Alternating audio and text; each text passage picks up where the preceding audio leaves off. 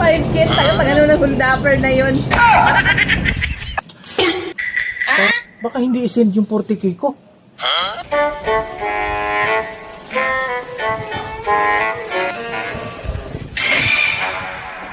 Hold up to. Hold up. Kuya, wala akong pera, kuya. Wala kang pera? Wala. Bigay mo sa akin yung pera mo. Gcash na lang. Gcash?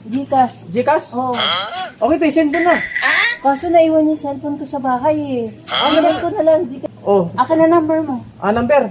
Sure yan, ha? Oo, sure Gcash, ha? yan. Gcash na lang. Oh, to number ko. Oh, number, ha? Magkano ba kailangan mo? 40,000. Okay, sige. 40,000. Send ko na lang. Send mo, ha? Oo. Huwag mo kalimutan, ha? Sige. Send mo, ha?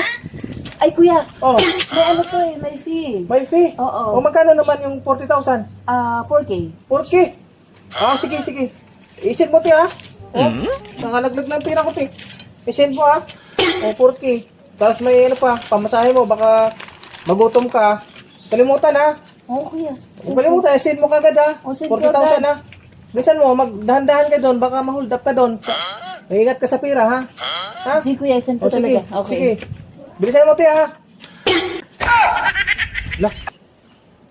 Paano kaya yun? Hindi ko naman alam yung bahay nun. Parang ako yata na luloko nun, ah. Oh, no! Saan ba pupuntahan yun? Baka hindi isend yung 40K ko. Ayaw, di ba?